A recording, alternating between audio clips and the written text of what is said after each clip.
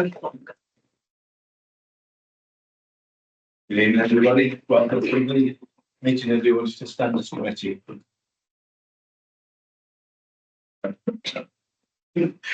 Right, I'll start again.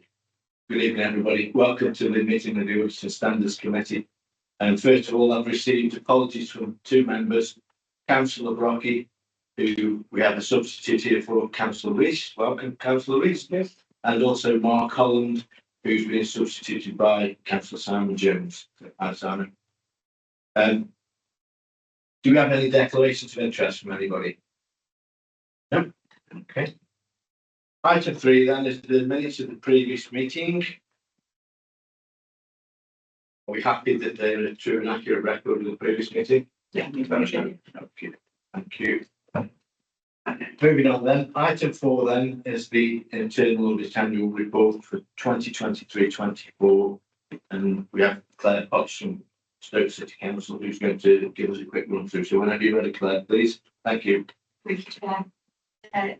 So yes, this is the internal audit annual report. So covering a backward look for 23-24. Usually when we will bring this kind of report, we'll have a cut off as at the 31st of March. And anything that we haven't managed to complete by the 31st of March, there's always work in progress at the end of the year. We will put that into the next year's report. Because we're not providing services after the end of March this year, it obviously makes sense for us to carry on, complete our work in progress and report that to you in the same report. So the report you got this time is probably a little bit bigger than you used to because it has got all the work in progress, and it probably goes up to about sort of May, early June time in terms of the period that it's covering. So just to explain that, I think it's a bit more detailed than perhaps reports we've got before in terms of the number of audits that we've got on the list. So yeah, just to explain that. So diving straight into the details of the report on page 15 in the appendix. We are required under public sector internal audit standards to give an annual opinion on the control environment and on your risk and governance arrangements as a result of the work we've undertaken during the year. And at paragraph 2.4 there, we are giving it a satisfactory opinion this year. So that's obviously really positive and is in line, I think, with how we've reported in the last few years. It has been quite consistent at satisfactory levels. So obviously that's really positive. We have made one minor comment this year that you might want to consider the debtors report that we issued this year, in terms of anything we want to add to your annual governance statement. So obviously this opinion feeds into your annual governance statement. But just a little bit more detail about what we mean by that. So turning over onto page 16, paragraph 2.7. So in terms of the reports that we've issued this year, well, we haven't given a positive opinion. There have been 3. The most significant one was the sundry debtors review, which gave an unsatisfactory opinion. The main reason for that is because there was a new policy in place, a new debt recovery policy. But unfortunately, when we did that backward look over the previous 12 months, so covering 23-24, all the processes in that policy were not in place. So some of the stages of debt recovery weren't actually happening during the period that we looked at. Sarah can probably provide you with some more detail, but I think those things are now in place, and we'll obviously, you internal audit team will follow through those recommendations to make sure those things are happening. Then there were 2 further reports that had marginal opinions. So there was general project governance and decision making for officers, and they both had marginal opinions. And the others are also around, we can talk you through if there's any actions they're doing. And again, they will be monitored through by the new internal audit team to make sure those actions are being undertaken. So over the page, at paragraph 3.2, page 17. Some details there of the opinions for the pieces of work that we've issued. And as you can see, vast majority are either satisfactory or good, so 80% in that positive range, which is obviously positive really. And then you've got the descriptions in the table below there, so what those opinions mean. Paragraph 3.3 of the page on page 18. You've got the details there of the recommendations we've issued. So we've issued 65 recommendations during the 23-24 period, so up until the 31st of March. And you've got the split there between high, medium and low. So only one high level recommendation, and the majority were split between, quite evenly between medium and low. So in terms of those recommendations and what the status is of those at the end of the year, and this is as at the end of March. So the reports that were issued up until the end of March, there were 22 where the recommendations have been implemented. There were 8 where the recommendations have still not been implemented, and there were 6 that hadn't yet reached their due date. There was a further 29, as I mentioned, there was that extra work that we did after the 31st of March, and there's an extra 29 recommendations that came out of those pieces of work, and obviously none of those are yet due to be implemented. So paragraph 3.5, just some detail there of the prior recommendations that still haven't been implemented. So we'll carry on making sure that, you know, recommendations made in previous years' reports, we'll keep looking at those and making sure that they are completed, and so that's something new internal auditors will be able to do as well. So in total, we've got 15 recommendations as at the end of March still outstanding. So 6 of those related to the 21-22, 1 related to 22-23, and those 8, as I already mentioned, relating to 23-24. And there's some details in the appendix about which directorates those fall into. So over the page, on page 20, just the details there about, as I mentioned, we do have to comply with public sector internal audit standards.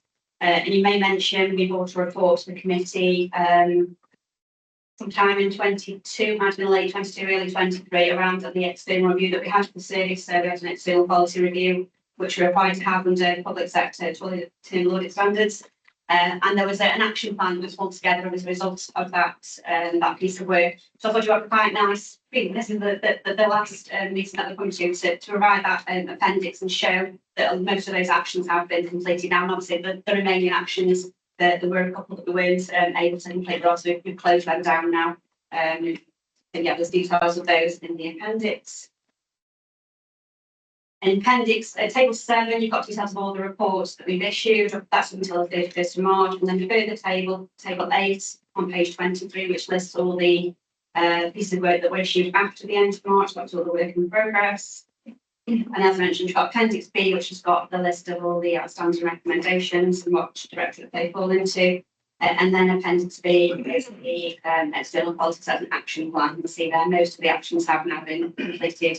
There's just a couple that we weren't able to complete.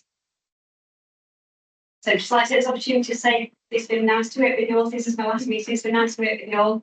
And thank you, Chair. Have you any questions? Thanks, Claire. Do we have any questions? And So, Nick, to give the 2 officers that are sort of representing the 2 areas that was marginal and not so marginal.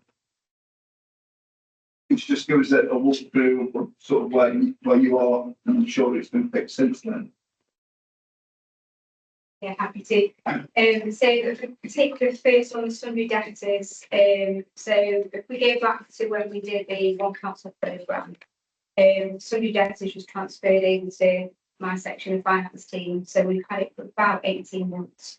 Since then, we've done a huge amount of work. So we've implemented an actual system now, so it's part of Civica. We've got a debtor system on Civica, so we've got a robust system to actually record who the sundry debtors are, track, whether we paid or we haven't paid, and how long that outstanding payment's been.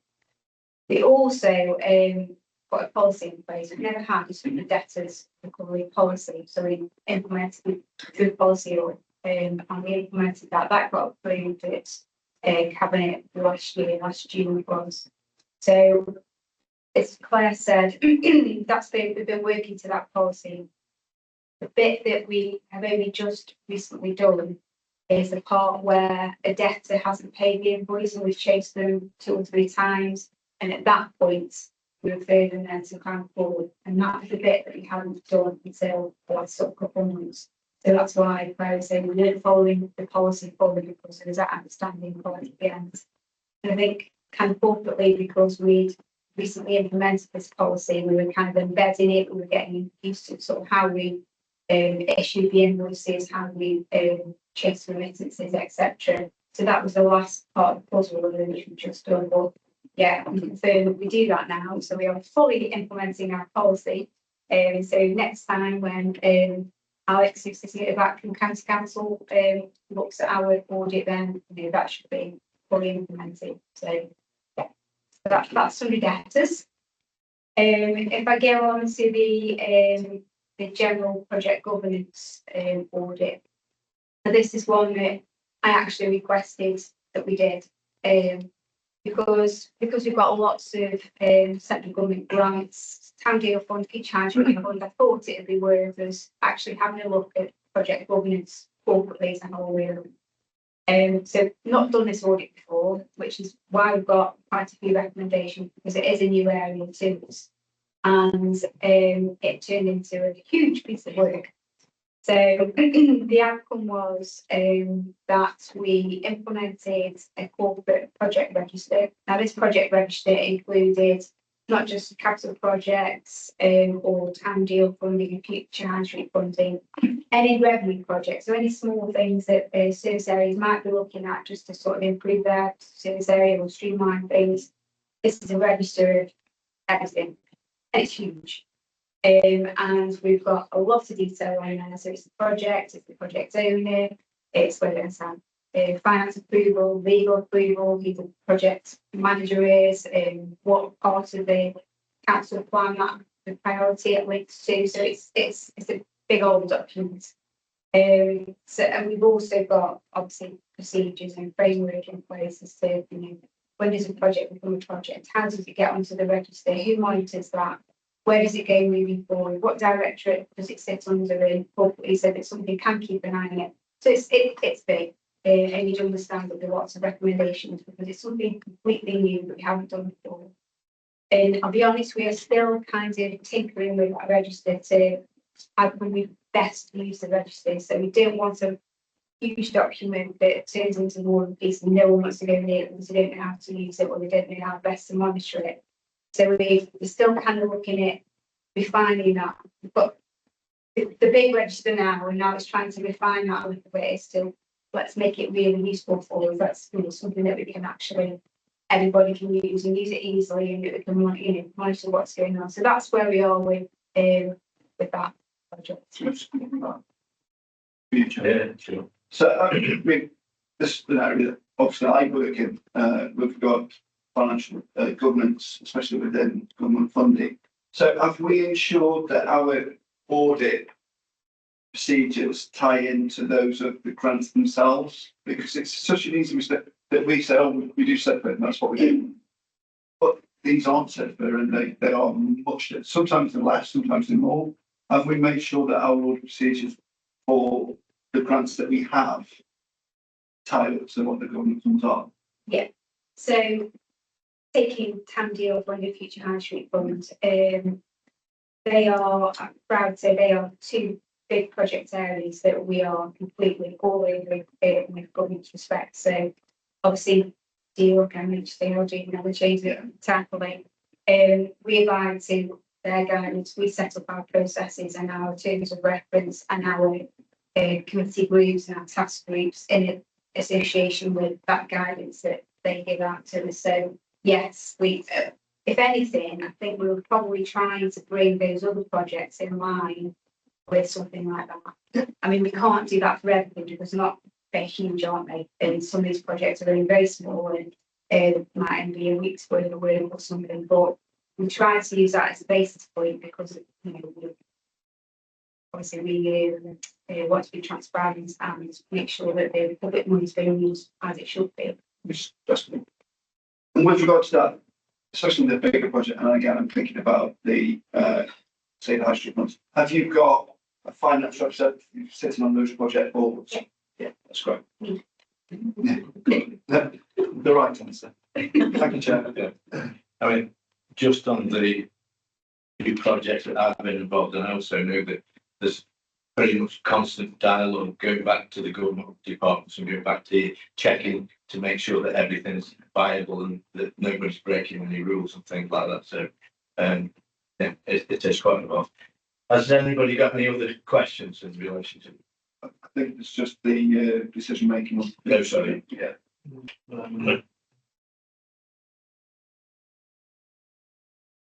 Yeah, thanks, Councillor Stubbs. I think obviously what I'd say at the outset is if you look at the a little bit like what Sarah was saying there, in that in terms of the number of issues which were looked at by the auditor,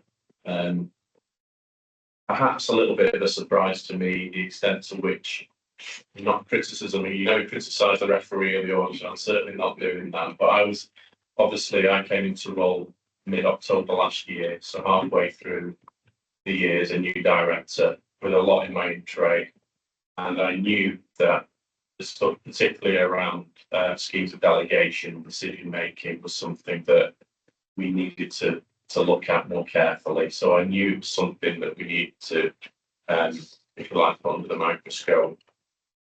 I did challenge a few of the points that were raised. Some were taken on board, some were not, and that's just the way it goes. So I'm not in any sense being critical. But what I would say is that in terms of the rating, it'd be marginal and neutral, which is the overall assessment on those. It is the case that, and it does say this in the notes, that assurance has been given by the appropriate chief officers that the actions required to improve the overall adequacy and effectiveness of the internal control environment are being taken, and I confirm they are being taken, and that will be recorded in the annual governance statement. We put a date, I think it's 30th September, the end of September, to be in place where that will all be sorted effectively. But as I say, it tended to be focused quite a lot on ensuring that we were recording our decisions in the right places a lot of the time. For example, we record a lot of stuff on Teams, don't we? And I think there was a suggestion that, well, maybe that needed to be documented elsewhere and not just on Teams and things like that. So it's certainly not something that causes me worry or concern. The improvements are in hand and they will be carried out by the end of September. So I hope that gives you some assurance. If you want me to get into the specifics, I mean, outside I have to say, the auditor and me would say that Teams is certainly not a place to record events. No. But maybe that's a slightly. I think what Anthony's referring to is we have it's a business plan within Teams. Yeah. It's a list of all our meetings, so cabinet meetings, council meetings, scrutiny meetings, audit meetings, everything. Each particular report that needs to go there, who's the area of the report, when the agenda needs to be published by, when it needs to go to the full cabinet, and all those processes that a report would need to go through. So that's a record that all the service directors use to plan things. So I think, Anthony, that was what you were referring to as business plans. Yeah, where the process was in. Sarah's usually got the right answer. So That's fine. Yeah. Thank you, Chair. Yeah, and one of the things that Claire actually suggested in that pre-meeting, obviously, is that the new auditors do in the not too distant future go back and look at these three things and just see how they're going on. Not necessarily a full audit, just to check on the progress to ensure that the recommendations have been taken on board. So it just solely remains for me to thank you for all your hard work and everything, Claire, and we're sorry to see you go, but we wish you all the best for the future. Thanks very much. Thank you. Before you go, can I just put my thanks on record as well, Claire? It's been really nice to work with you and your team over the last 4 years. It's been, hasn't it? It has. Yeah, thank you very much, and I'm sure we'll still be in contact. Thank you. thanks.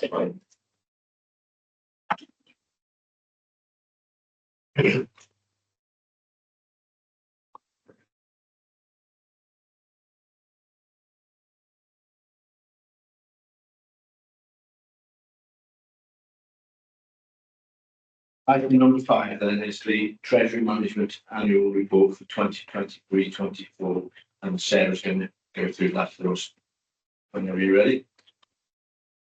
Thank you, Chair. As you're aware, we usually bring the Treasury Management Report to committee twice a year as per the SIPA guidelines. So this is the actual annual report for the complete year, so for 23-24. It reviews the activity for Treasury Management throughout that period. As I said, the Chartered Institute of Public Finance and Accountancy Code of Practice on Treasury Management recommends that members are informed of the Treasury Management activities at least twice a year. This report will also be presented to the full council in September the 25th. The Treasury Management operations are carried out in accordance with policies approved at full council, and that was approved back on the 15th of February 2023, because we're going back to the previous year. The council still uses our new place as our Treasury Management advisors, and that hasn't changed for this particular period. Section 3 of the actual Treasury Management report just sort of highlights our position as of the 31st of March 2024. So again, we had no debt, no borrowings within that period. Investments at that particular time was 17.5 million and had an average return of 5.19%. Now that's just a snapshot of that particular day, not average overall, but that's just a snapshot of that day. The investment outturn, the council invested a range through the periods of a day or overnight up to sort of 81 days during that period. The average rate of return was 4.87%. So as I just said, on that particular day, as of the 31st of March, our rate was 5.19%. But overall, as an average throughout the year, we managed to get about 4.87% on our investments. And that was an individual investment that'd be around about 2.1 million on average. The actual interest that we earned throughout the year was £1.381 million. So that was based on obviously town deal funding, future high street grants. So retaining elements of that money in our bank, and we've managed to earn a substantial sort of interest on that throughout the year. I can confirm that obviously all the Treasury management limits were complied with during the year, and that, as I said before, we didn't need to borrow throughout that period. Happy to take any questions if anybody's got any. Thank you. So, any questions, anybody? More of a comment, really, Chair. Looked at this for a decade now, and it gets more complicated every time we go. These comments that the advisors are writing are not written for councillors, they are written for people who work in high finance. And I think really these need to be, dumbed down is not the right word, but I'm more than happy when it talks about bull markets and when it talks about dove markets, even I had to look up what they were, and I worked in finance all my life. So can we think for next time that we have a version of this that we might be able to read without the thesaurus next to it? Yeah. I think we can get it. I think we all understand it, but actually it shouldn't be like that. You know, this group should be the ones that really get it and can make recommendations to the full council. And it doesn't feel like with some of this, it just looks incredibly difficult to read. Thank you. Yeah, I think that's a good comment, and I will take that back to our employees. They just paint a picture of the economic world as on that particular year, don't they? And some of the terminology that isn't particularly user friendly for us. So yes, I will take that back. Thank you. Thank you. Perhaps what we need is a one-page overview or a glossary. The problem with the glossary is that you have to keep referring. That's what it says. Yeah. I mean, I've been like you. I've been looking at these things for years, and you do get the gist of it, but you know, you use technical jargon. Do we have any other questions? Yeah. Completely agree with Councillor Stubbs and also Sarah. I think what would be helpful, what we have to be mindful of is that not only are we having this sort of discussion, but it's so the people seeing us on the video, and if they hear those strange words, it needs perhaps not one side over exactly, but certainly an executive summary in layman's terms, so that we can grasp it. I think if we all sat down in a quiet room, we could get to grips with it, but it would take quite a while if you're not au fait with finance all the time. And we don't have the time to do that because there's other things we're doing. So we we need to be able to get to the nub of the matter quite quickly. And we do that from an executive summary. Glossary of terms don't work. Come up with some layman's terms. When you're in the dizzying heights of accountancy, you speak a different language, and it's not one that I want to learn. Thank you. I'm an accountant, and I don't want to learn it. I used to teach international corporate and finance law, but I'm just bowled over by this. Thanks for those comments. I think it's a little bit like the preface to the accounts. You know, that gives people the information that they need to know. And maybe if we were to have something like that, Executive summary. then it would enable people to just read that and say, oh yeah, everything's all right. Yeah. You know, thanks for the comments, Ian. Okay, so are we happy then to receive that and pass it on to the full council of September? Thanks. Item number 6 then is the corporate risk management report. And Anthony's just going to briefly tell us about that. Exactly. Thanks, Chair. One comment I was thinking on this was that